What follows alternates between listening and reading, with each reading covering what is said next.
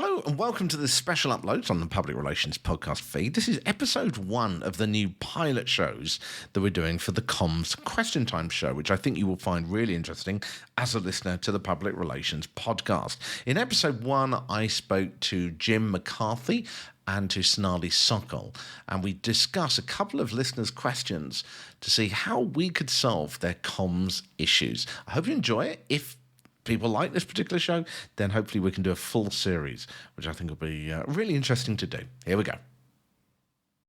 According to a recent report by Dentsu, chief marketing officers say new thinking is needed in marketing. It's no longer enough to take one message and just push it out there again and again and again.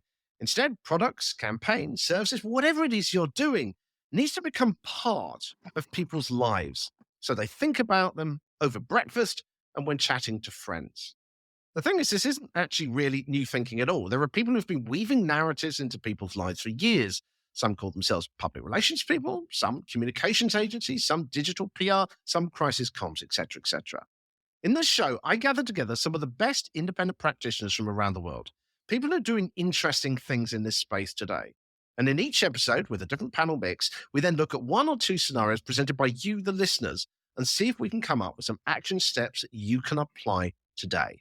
And these won't just be theoretical steps, because these are things my panelists have been working on with clients this morning before we started recording, and we'll be going back to after we finish. Now, of course, if you'd like to work with them directly too after the show as well, I'll also have the links for them on the website and on social media so you can reach out to them as well. So welcome then to the first edition of Comms Question Time. The website is CommsQuestionTime.com. And let me introduce you very rapidly to my panelists today so we can get into the issues. And first of all, good morning to Sonali Sokol from IntelliQuote in Delhi in India. Good morning to you, Sonali. How are you? Good morning, Richard. I'm very well. How are you? I'm wonderful. Tell people about yourself. So I run IntelliQuote. We are an integrated communications firm. We specialize mainly in consumer PR. We have a set of different practice areas across F&B, lifestyle, startup, D2C brands mainly. And let's move across to the United States, where Jim McCarthy is joining me from Counterpoint Strategies in New York. Good morning to you too, Jim. Tell us about yourself. Good morning, Rick. Thanks for including me. I'm the president of Counterpoint Strategies. We're a issues and crisis management agency with offices in New York City and DC, and we help large private equity firms, leading industrial companies, and public figures in the worlds of business, politics, and a little bit of professional sports. Fantastic. It's really varied in what both of my panelists do. And it should be really interesting in terms of how they can apply their skills and their techniques to the scenarios that we're looking at today. I should introduce myself as well. I'm Richard Midson. I'm a former radio news anchor and editor, a public relations officer in the past as well. But now I'm a podcaster covering the world of communications techniques in a show called the Public Relations Podcast. I also share advice all the time with individuals based on what I see out there as well. So let's get started with the scenario today. So this is it. Now have a think about this yourself if you're in the comms world or if you're in some kind of organization that has a similar problem to this. A small non-profit charity is trying to raise awareness of heart health issues. Their day-to-day work involves community outreach, mostly free heart screenings in shopping centers, education in schools, and work with local government on health programs. And over the past year, the communications team, consisting of just 2 members, has been trying to get more media interest. They sent out press releases to local and national outlets, crafted personalized pitches to journalists using case studies of people who improved their lifestyles after coming into contact with their materials and other things. They've also tried running social media campaigns during Key Awareness Month and partnered with local businesses and schools to draw media interest. But despite the efforts, they've struggled to gain any significant coverage. They can't seem to find a hook that will get journalists excited. They want to start again and take a new approach next year. How can they make this work? We're going to discuss this now as a panel. And I mean, I think my first thought on this is what is the goal of the campaign? I mean, Sonali, they've obviously been putting out, by the sound of it, quite sporadic media. They've tried to reach out to the media and to social media. But it feels like there needs to be a clearly defined goal for this campaign. Where would you start with this, do you think? I think I'd start with a clinical study. I think I'd have a proper third-party clinical study done with a data-centric approach, because I feel that media loves that, at least in India, and people, that kind of stuff will actually get you the kind of media eyeballs you're looking at. If you can talk about, and especially in a country like India, I'm just giving an example where we're anyway prone to heart diseases more than other, races. I think to pick up, maybe pick up the potential reasons for heart disease and what is going to create, what kind of factors can be the tipping points for those, and give those percentages to people.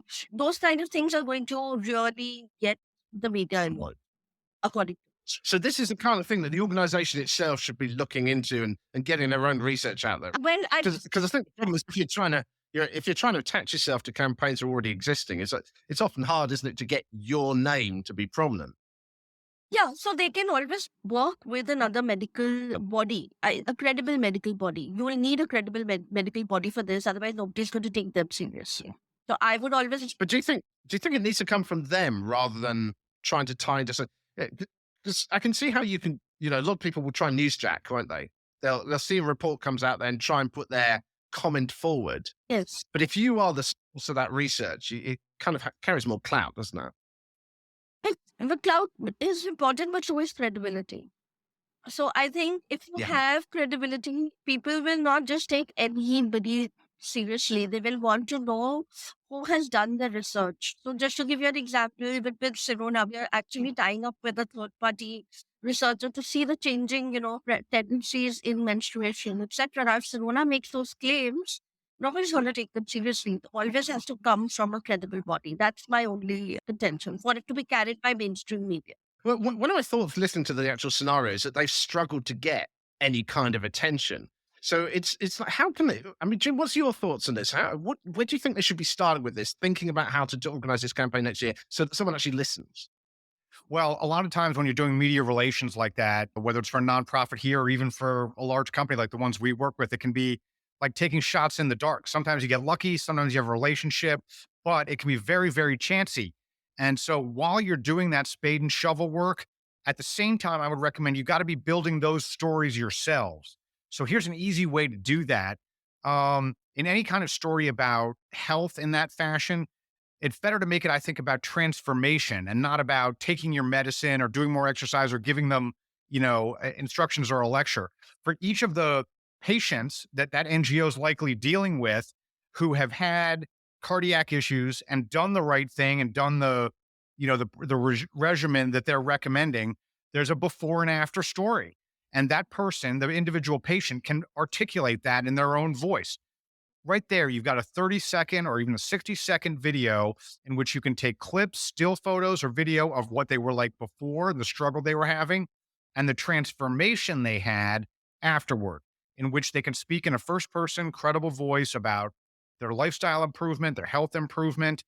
And guess what? You can do that with the practitioners too. Every cardiologist in that organization that they work with, I'm sure, has success stories of individual patients and can describe those in a first person voice. All of those stories can be strung together in a Twitter thread. And that thread, the first link in the thread, can be placed directly in the social media feeds of journalists that are on that beat. So go on your media list, look at all the reporters, national and local also, and broadcast and print, and follow their social media. And when they say, hey, we're looking for stories, or hey, here's an interesting new report, you can jump right into that comment thread as the NGO and say, look, we've got 18 stories right here of individuals who've experienced in the real world what you're talking about. And that's a much more direct way to do it. And in the meantime, the stories you've built, those can have a virality and a spread in and of themselves. The Twitter thread I just described can be a social media ad. So you can buy the words on Twitter, for example, associated with Heart Awareness Month or, whatever, myocardial infarction. And everybody searching for those terms or seeing tweets with those terms mentioned sees your thread as an ad attached to it. So it's a way to take control, I think, of the narratives and the transformational stories, even while you're taking your half-court shots on traditional media relations. Sonali, I can see you're thinking. Go for it. Yeah, so I would also want to get a celebrity, if it doesn't have to be an A-lister, but maybe one or a few celebrities to champion the cause, because I feel that really gives A lot of people want to hear stories, but they want to hear stories sometimes of celebrities. And what I've realized with Indian media is it could be, we had a singer and she had a small condition ailment where she lost her hearing for a while. And there were 20 stories on what that condition is all about. And everybody wanted to read them because celebrity brings that kind of attention. So, and I think celebrities are always looking to attach themselves to a cause as well. So if we can speak to a couple of minor and even major celebrities to be part of a campaign, and we can have, like Jim very rightly said, during a heart disease awareness month, if we can get people to actually speak up about it on social media. There could be some celebrities who had a personal concern with heart disease or it's been their journey. If we can have their support, I think that will really help. The other thing that we can do is we can have a sporting event like a marathon or something like that to bring more awareness on this. The proceeds could go to charity for people suffering from heart disease or just to raise awareness. In India, for instance, Pinkathon, which is a women's run to raise breast cancer awareness, has become such a big movement today. We have about 30 to 40,000 women participating every year. They have brand ambassadors who are celebrities, by the way, both women and men, to champion the cause. So I think if you can make it about community, and I think PR overall and marketing are today becoming about community. It's the role of community is getting larger. So you have to build a community of people who believe in the cause. And I think that can come. There's so much stuff in this, Sonali, because let's try and cover a couple of these things. One of the things that I'm getting from both of you, and I think I see this from my ex-editor's head on as well, is that the problem is health advice on its own is boring. Yes. Right? We've heard it too often. It's being repeated over and over again.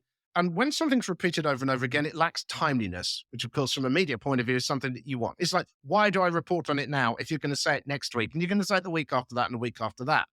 So it's that need to get some kind of story into now. So it's like you talk about the sports event or some kind of a celebrity. It takes it away from that boring health message, which might be completely relevant, but we're just not interested in hearing anymore, and adds that new twist to it. So it feels like perhaps the problem that these people have got here is that they're just not finding that extra news angle, doesn't it?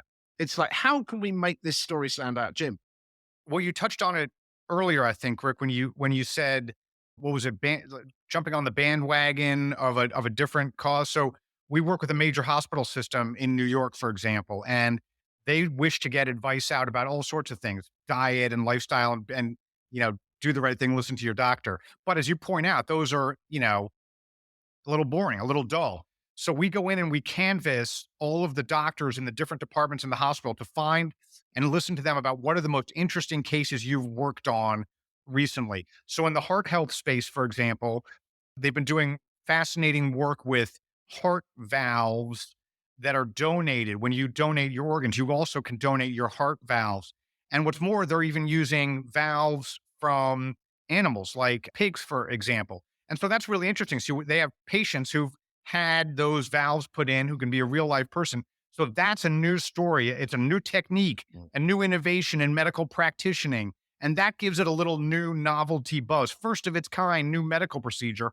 And within that story, you can shoehorn in it's Heart Health Month, and the doctors at the hospital remind you to do X, Y, and Z. It might not be the headline, it might not be the main body, but you get your message in there, increase exposure for the institution, and you have the broccoli along with the steak. So how can they make sure that their organization is getting mentioned here? Because this is one of the problems with case studies as well, and you hear this sometimes, is that you'll put forward a case study to a journalist, for example, and the journalist will talk to the case study, discuss the whole issue, but never mention you, the people that put it forward. So how can they make sure that they're actually getting mentioned? Sonali, yeah. This is where PR comes in. See, Richard, you have to negotiate your story. And if you are the case study, if you have the coach, if you have the celebrity input or the doctor input or the data, that's your, I would say, negotiating lever or what capital, negotiating capital, basically. And that's what you're going to use to ensure that the journalist mentions either the foundation in or the nonprofit, either a spokesperson from there, or they mention they have an article undersigned by them, or they bring up some work they have done in the story. Obviously, the whole story can't be about them. Today, the media has changed a lot. I'm sure it's changed the same in America too, Jim. They are not going to give you a standalone story just like that.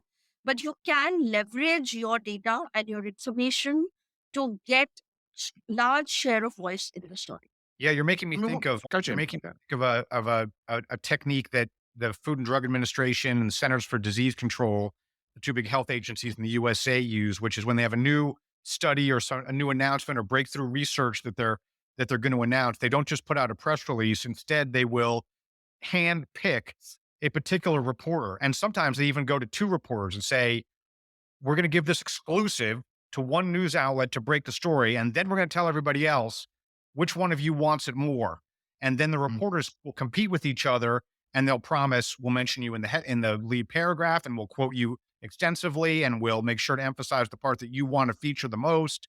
And so, by doing that sort of, I mean, it's in a way, it's kind of manufactured exclusivity, but instead of trying to blast it out as far and wide as you can, use a narrow aperture and select one journalist. And of course, that can be part of the pitch. Not everyone can do it, but each time you call a journalist, you say, "I want to offer you an exclusive on this breakthrough announcement that we're making." And that's a good way to get, more prominent space in the coverage. And the important thing there, obviously, is to have a strong story from the start, isn't it? It's the celebrity.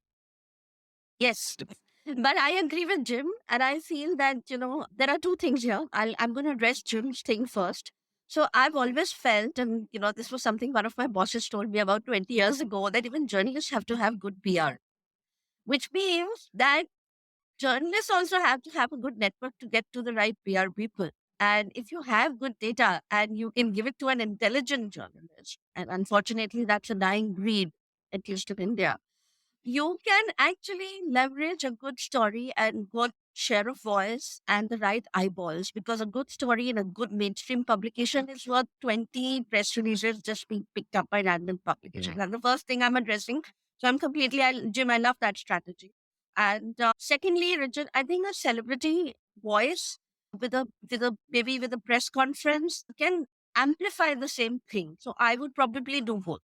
The other thing, You just made me think of another great idea, which is one of the best most viral, splashy health stories in recent years, was when the CBS News anchor, Katie Couric, went through a colonoscopy procedure, and they filmed it start to finish, before, during, and after.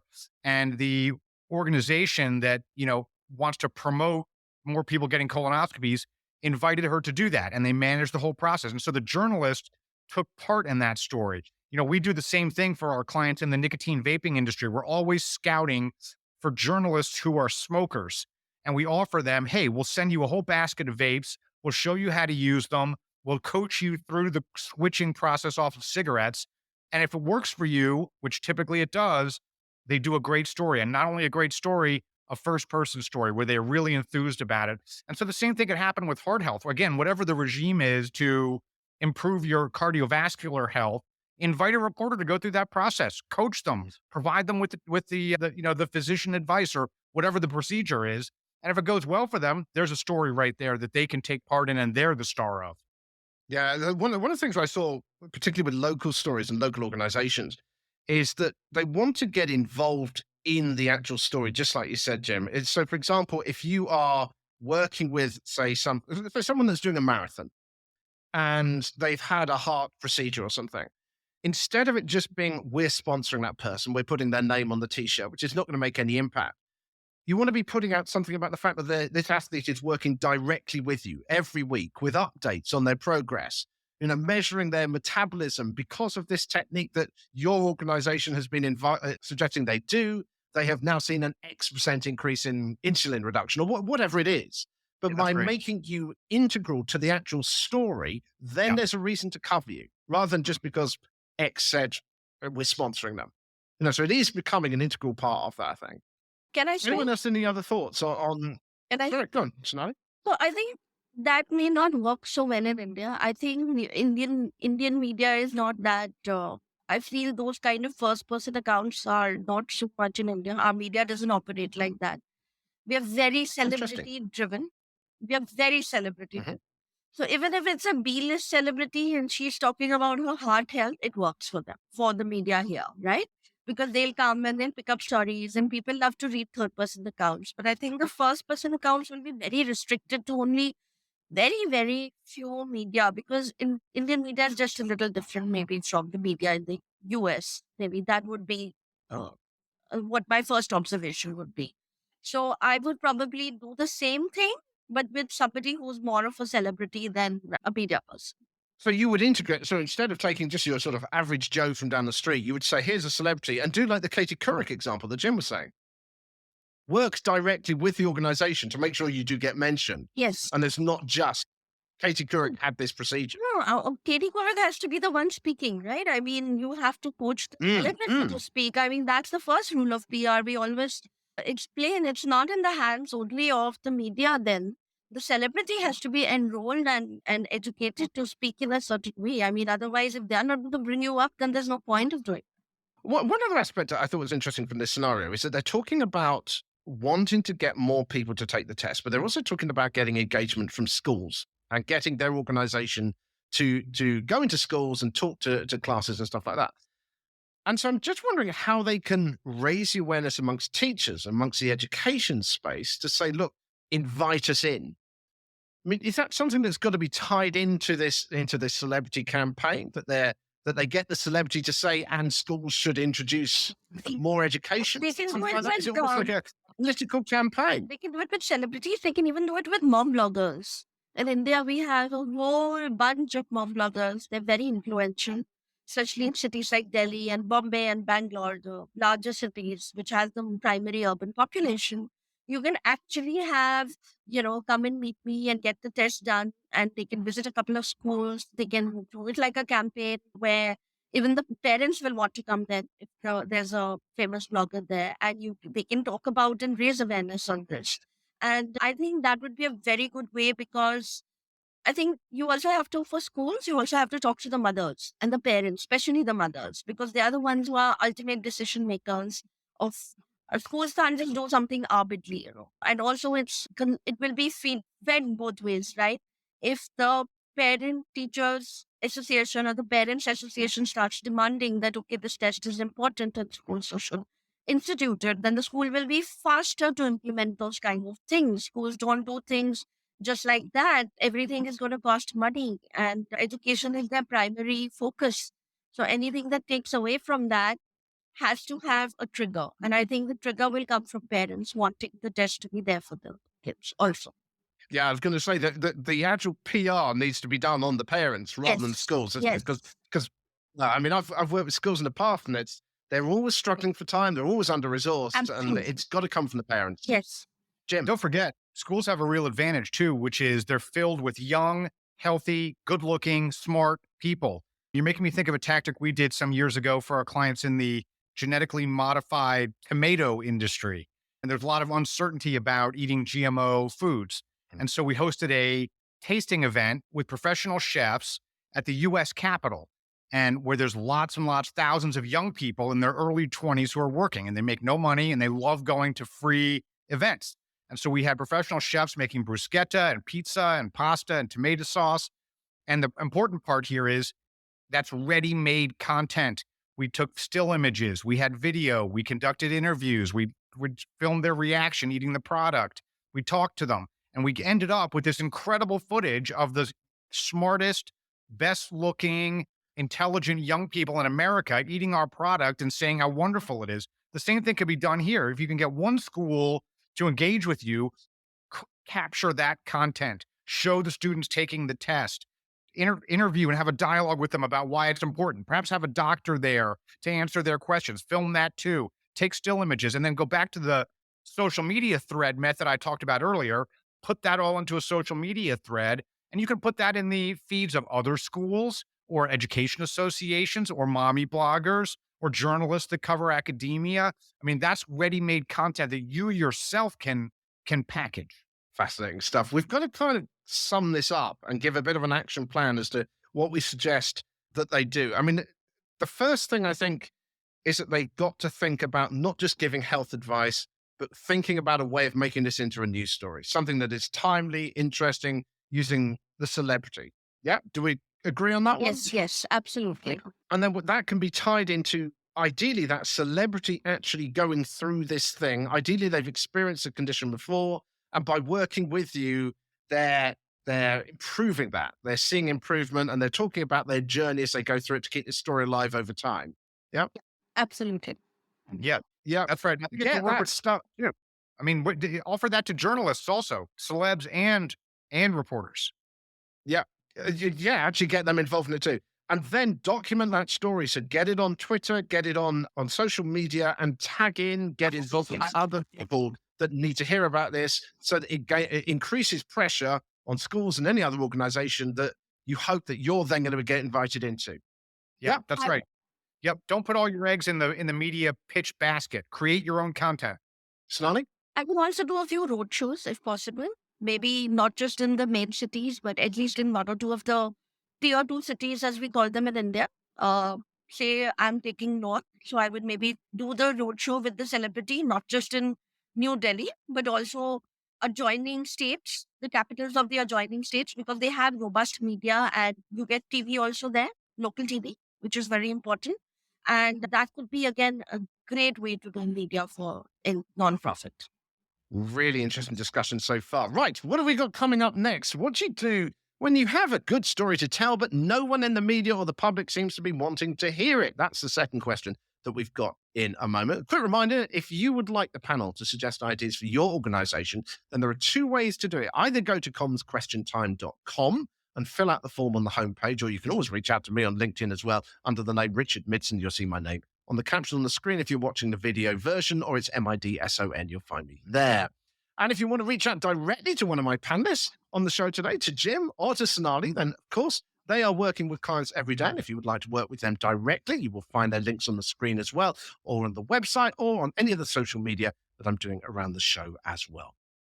Let's get on to scenario 2. One of the problems I hear in the public relations podcast that I also do is that local councils and governments worldwide often struggle to get any impactful positive press for their well-meaning efforts. In this case, a city council has reached out to us saying that they're facing public scrutiny over their environmental policies. And over the past few years, they've implemented several environmental initiatives, such as planting more trees, increasing recycling rates, and introducing low emission zones. However, they struggle to get across the benefits of these initiatives because local media seems more interested in the ongoing debate between people who say the government is not doing enough and those who say it's costing too much. So how can they make any progress? 2025 is going to be the year when the council wants to prioritize these existing initiatives and get the word out there. There's 4 months to go. There's a team of 3 of them. How can they prepare for next year and not get drowned out once again? What do they do? I mean, one of my first thoughts on this, and actually, Jim and you and I were talking about this just before we started recording today, was that you've got to be clear a bit on this from a communications team point of view as to what is actually your goal here. Is it to get across an environmental message? Is it to promote a couple of politicians? Is it to promote the council, the city council, to say we're good, whatever the policies? So getting clear on the goal, I think, is the first starting point, right? Yeah, that's right. And not just who the nominal client is, but also what the philosophical rationale is. You have to articulate the virtue of the campaign. You are showing the results, but you want to also lead with why you're doing it, what inspired it, what the virtue is in accomplishing it, the philosophical rationale. And that's got to be stated in a concise way. But I think government agencies often lose sight of that and they jump immediately into look at the results and the reader or the journalist in this case who might be hearing the pitch or even the general public doesn't understand what's connecting it to the higher purpose. So the problem is what's the message, right? What in a way should be the message? If they're doing this stuff like planting trees, they're doing recycling, they're doing a very general, environmentally positive thing. How can you encapsulate that into something that's going to grab the attention over the noise? Sonali, what are you thinking? I would then want to do more stuff on generalized environment concerns and involving community. Again, I come back to community, I know, but I think today the key to good marketing is community marketing. And the moment you involve community, the magic starts happening. Just cold call cut press releases and media pitches is not going to work anymore. There have to be on-ground events. There has to be drives to involve more people along with you. There have to be collaborations. That's the only way it's going to work. Because one of my thoughts with this is that if you're not being heard, you've got to basically prove to the media that people want to hear this alternative message, and they're not going to believe you. They've got to hear it from other people, haven't they? So, in a way, if you've got 4 months until next year and you've got to start launching this campaign, the first thing to do is to not start writing press releases. That's the last thing to do. The first thing you need to be doing is finding out who are those influential groups, who are the people that you've got to get who are going to be passing on your message. So, like you said before, Sonali, whether that's kind of influential bloggers, whether it's mums, whoever it is, and it's getting them on side, it's engaging with them, finding out why they're going to pass on this message and what you need to do to get them to pass on that message. I mean, Jim, you do a lot of stuff like this, don't you, in terms of getting people on board with campaigns? Okay, I was going to say you're making me think of the same kind of first person testimonials that we use in other circumstances. In the environmental initiatives that the council here is doing, there are all kinds of different stakeholders here. Some of them are Mm. NGO groups themselves, others are perhaps businesses in the area or individual citizens. Again, that's ready-made content that tells your story. You've got to go out and capture it, though. Interview those people, edit it, package it into 30-second, 60-second clips, and with consistent Q&A. All of the testimonials have to be asked the same set of questions. Why is this important? How do you feel about it? What difference has it made in your life? That way you'll have consistency in the answers, which makes it easier to string it together into a campaign. Now, I was going to say, by doing it that way, again, it ties it back to the larger philosophical goal, which is improving the lives of the people in that community. And when you hear them speak about why it's important or what it's doing for their community, they don't have to say the council's wonderful or Minister X is the greatest guy I've ever met. Instead, simply by talking about the virtue of it and then showing what you've done to meet that aspiration implicitly gives you the credit. So that, I think, is a way to kind of package that story that circumvents having to persuade an individual reporter or, hope that you resonate with an editor. Again, this is where I'd bring the school kids in. I would want to bring community. I would want to involve a drive with school kids, whatever you're doing. If you're doing a tree planting, bring the power of the youth. We are always talking about them inheriting the planet from us. Bring the young leaders of the community. Have maybe one day dedicated to an environmental awareness fair. It could be just a lovely thing in a central part of the city where they could promote young talent. They could have a drive to plant trees, because just the tree plantation drive is not going to get you any noise. There has to be something built around it. There has to be, I would say, an IP or a property that you can create, which people start looking at and saying, okay, this is promoted by these people and we want to talk about it. They could have workshops. They could have a small science fair where kids could participate. There's so much you can do to bring the power of community, and that slowly ties into what they want to do with the environment. So because, again, environment is, again, a very boring message. Let's be very honest. Yeah. While our planet It's is been burning, repeated, isn't it, Jim? every Yeah. day I will say, oh my God, look at it, climate change. I mean, we are we are suffering every day in India because of it. We've never had these kind of rains and flooding. But do you really think that's going to make me switch the lights off or use the air conditioner less? Unfortunately, no, because climate change is, again, a very, environment is a very boring topic again. So I think the way to do it is to bring in community, to enroll the people into it, enroll youth is where I would really want to bring the youth into this. So it's really about the council's got to think in terms of coordinating the community, getting them, helping them take action, Yes. rather than trying to promote themselves, isn't it? Yeah, because that's not going to work. Absolutely. That's just a thing which nobody's even going to read. Even if it gets published by the media, nobody's going to read it. And people want to see, the thing is, I feel in these cases, people want enrollment. We keep forgetting the role of enrollment. And I think it's very important to enroll people into the narrative and tell them that we are not doing this alone. We are doing this for you. Nobody wants to hear. But when you say we are doing this together, that's the kind of message that people want today. I was going to say, you're making me think of a campaign we did not long ago for a major Canadian forest and paper company, which are often under attack from environmental groups. And the company wanted to somehow underscore the fact that they plant more trees in Canada than any other entity, public or private or anybody. And so to do that, again, we gathered testimonials from different sections of the public. You mentioned before how environmental issues can be divisive. So in this case, we intentionally sought out voices from all these disparate sectors. Some were local mayors, some were local factory workers, some were union officials, some were First Nations leaders, some were ordinary citizens, young and old. I love the idea of including young people's voices, which we did here. And again, each of them were saying the same thing. The company's doing a great job with the stewardship. We're helping. And then a tagline at the end, which in our case was, our community planted X number of trees in the last year. And so by showing all those different segments, we built a kind of implicit cross-section consensus that left the company's detractors, the environmental groups, out on the margins, whereas our guys were showcasing their environmental accomplishments. What would you do in terms of trying to change the narrative, though? Because it feels like if there's this kind of ingrained narrative of, well, the council isn't spending enough, or they are, and that's the story that the journalists are just simply are doing. And I guess the reason is because it's an easy story, it's a bit of controversy, it makes very easy copy, doesn't it? So how can you start making these kinds of events actually gain that kind of attention? How can you make them have real impact?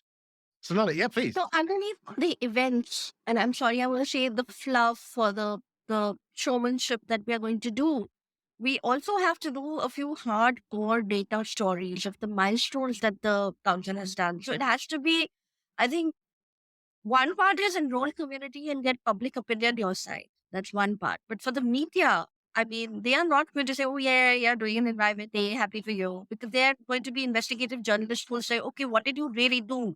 What are the facts? Mm. And I think to be able to bring those facts on board in a cohesive manner, and obviously your facts should matter. I always tell a client, that don't think that you may think you planted like X number of trees and that's a big number, but that in the larger scheme of things, if it's not big enough, don't even talk about it. That's what I always say.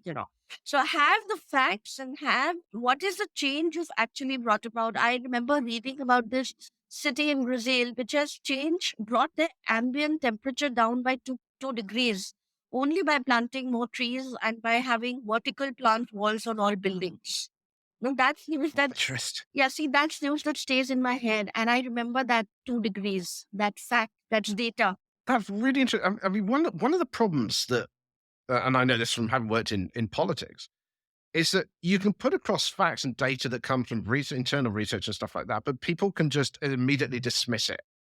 And there's facts like you just mentioned there, Sonali, which is really interesting because that's one that's stuck in your head. Yes. It's one that actually made an impact. Yes. So what is it about the delivery of a fact that this particular council can do, we're talking about here, can they do to deliver a fact that is actually going to stick rather than just be washed away as just another figure that no one cares about? Absolutely. They have to have one fact, not 20 facts, one fact or two facts which have made impact. And like I said, you have to have it happen simultaneously with community involvement. Because when I've done something actually with a government body, and I also read that they've helped, that's going to change my attitude and perception.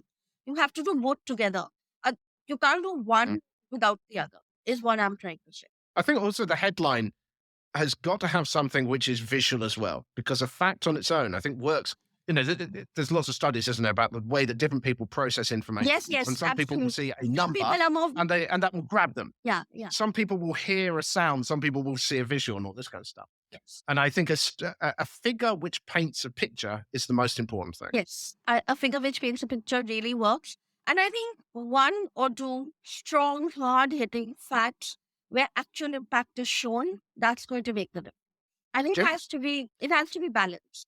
You mentioned earlier how to deal with critics in the press who may think the council is doing too much or too little or whatever their complaint might be. And I think in that situation is a kind of secret method, which is to single out a particular reporter. Maybe it's the loudest. Maybe it's the one from the biggest circulation outfit. Maybe it's the one who's got, playing fast and loose with the narrative, and pick an intentional debate with that person. Pick a fight, in other words.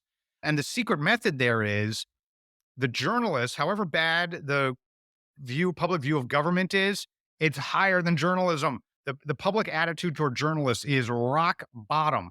And when you can single out a particular journalist and say, hey, Bill Smith at XYZ News got this flat wrong, and I want to make sure the public understands what's really going on. Mention the name the outlet, say where it was wrong, state your facts. And that person is no doubt going to come back at you. Then you have a debate. And guess what? People want to watch that contest. And guess what? That's the best straw man opponent you could possibly have, because 90% of the people watching don't like that guy. So there's a method of dealing with and flipping the script on journalism critics. This is absolutely fascinating. Sonali, do you have any That final thoughts on this happens every particular day scenario on that our we're talking about here? I'm just going to say, Jim, that happens every day on TV, mainstream Indian TV, on our political shows. Every day. Yeah. Yeah, it works, doesn't it? That's the thing. Yeah. It works. Listen, this has been absolutely fascinating. I think if we try and sum up our advice to this council then, so what have we got here? Is get others to tell your story. Community, right? Yeah. We're definitely agreeing on that one. Get others to tell your story because people are not going to necessarily listen to you. Get some facts out, but only like one or two. Don't just go with a load of them. Just go one or two clear facts and back that up with proof. Assume that an investigative reporter might be coming after you to check those facts. How are you going to back that up? How are you going to defend it? And then headlines with an image, tell stories, give a figure that paints a picture as well. And then finally, get into a bit of a fight, creating controversy. And people will love it and get involved in it, just like they were in this particular scenario already, by they're just debating about whether they're spending enough. Get into a debate that you're initiating. Get into the conversation that you want to have. Right. Yep. Any other final thoughts on that one? I would do a media day also. So in India, I think controversy doesn't work as well as America. I think it works very well in America. But in India, we are culturally a little different. So I might even do a media day where I would get a few amenable reporters to come and do a tour with the council members to see the work they've done, like take them around, show them the work that's been done, and give them the facts and the figures, and do it like a media day where you have a proper backed by data and facts, press information, visually you're showing them what you've done.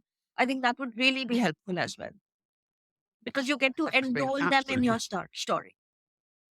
Yeah. This has been an absolutely fascinating discussion. Let me think of one last Go on, Jim. If you've got another thought, please do. The council leadership should get their hands dirty. There was an incredible news cycle the other day where the governor of California, who's a good-looking, Colgate smile, pretty boy, who I have a low opinion of, he's trying to push an environmental initiative for more funding to clean up the canals and riverbeds in and around Los Angeles.